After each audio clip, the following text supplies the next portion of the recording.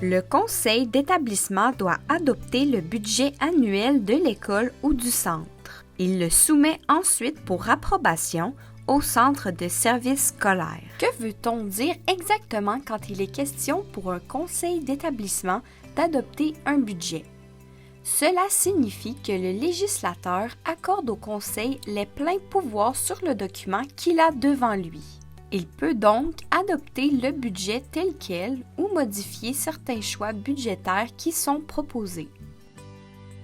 Toutefois, certaines considérations doivent être prises en compte avant même l'adoption de ce budget. Voici donc ce qu'il faut savoir en 8 points. Le budget provient en grande partie de ressources financières allouées par le ministère à chaque centre de services scolaires. Un budget est composé principalement de ressources financières provenant du ministère et des revenus propres au centre de services scolaires. Par exemple, les taxes scolaires. Chaque centre de services scolaires doit répartir équitablement son budget entre ses établissements. Les revenus et les dépenses autorisées sont donc d'une certaine façon encadrés et limités par les capacités financières des organisations. Le budget est une projection des ressources disponibles et des dépenses à prévoir pendant l'année scolaire. Chaque établissement dispose de son propre budget et donc de ressources financières et de dépenses à prévoir selon ses besoins locaux. Les dépenses d'un établissement peuvent varier d'un centre de service scolaire à l'autre. Simplement pour illustrer, l'entretien ménager peut être un aspect centralisé pour un centre de service scolaire, ce qui laisse peu de marge de manœuvre à un conseil d'établissement pour modifier les dépenses qui y sont associées. Toutefois, d'autres parties du budget pourraient être modifiées au besoin selon les pratiques en cours dans le milieu. À titre d'exemple, un conseil d'établissement pourrait proposer des modifications dans la partie dépenses du budget, comme un investissement à prévoir pour du matériel en particulier, une cuisine laboratoire, des travaux plus urgents dans un local au lieu d'un autre, etc. Le conseil pourrait aussi revoir l'estimation des revenus propres à l'établissement en se basant sur ceux obtenus au cours des dernières années. Il devrait toujours y avoir dans le budget un équilibre entre les ressources allouées et les dépenses prévues. Un conseil ne devrait donc pas adopter un budget déficitaire. Le budget est préparé par la direction avec la collaboration des acteurs concernés. Comme le prévoit la loi sur l'instruction publique, des consultations obligatoires doivent être menées auprès des membres du personnel et du conseil d'établissement pour permettre de déterminer les besoins en biens et services de l'établissement. Il faut donc que la direction tienne compte de l'ensemble de ces besoins exprimés, dans la mesure du possible, lorsqu'elle prépare le budget de l'établissement. Les directions doivent aussi consulter d'autres comités de l'établissement, par exemple le comité de pilotage de l'école ou le comité de perfectionnement, ce qui ajoute aux contraintes dont doit tenir compte chaque direction d'établissement. Le budget représente des choix en accord avec le projet éducatif et les besoins des élèves.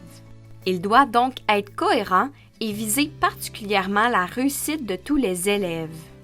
Le budget peut être modifié, mais si des changements sont trop importants, il doit être retourné à la direction pour analyse. Il existe bien souvent un budget initial et un budget révisé. Comme bonne pratique et selon les pratiques courantes du centre de service scolaire, le conseil devrait adopter un budget initial et un budget révisé, soit un au printemps et un autre en septembre-octobre. On dit qu'un budget est révisé parce qu'il inclut des modifications apportées à la suite, par exemple, de la déclaration de l'effectif scolaire.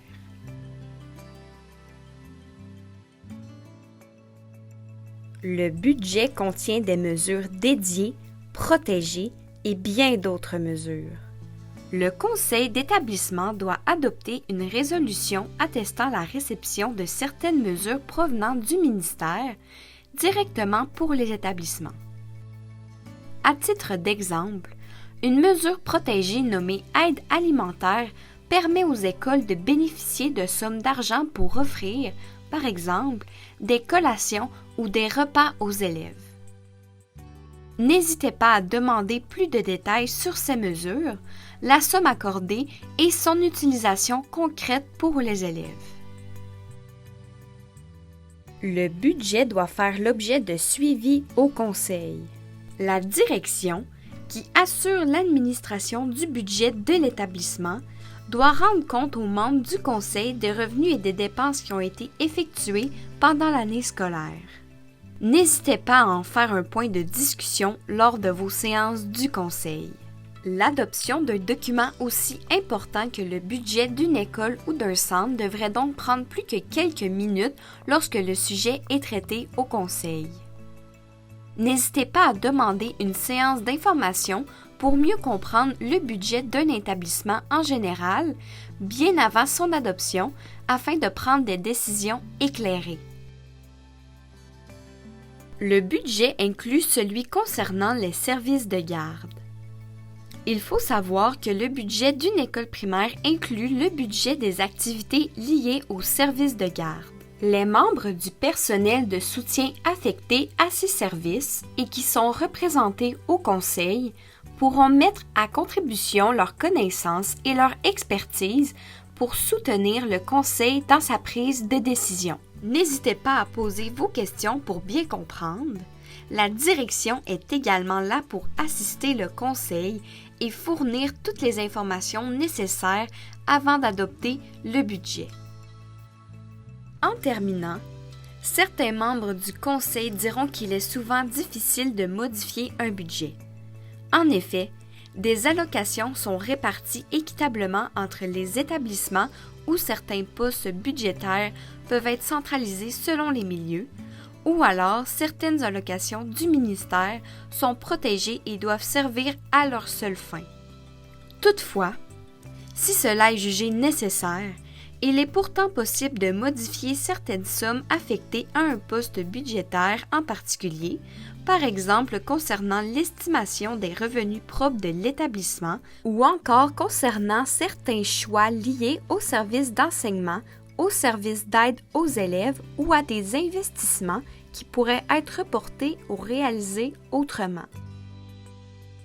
La direction saura accompagner le conseil en ce sens pour que les meilleures décisions soient prises et que le budget demeure équilibré.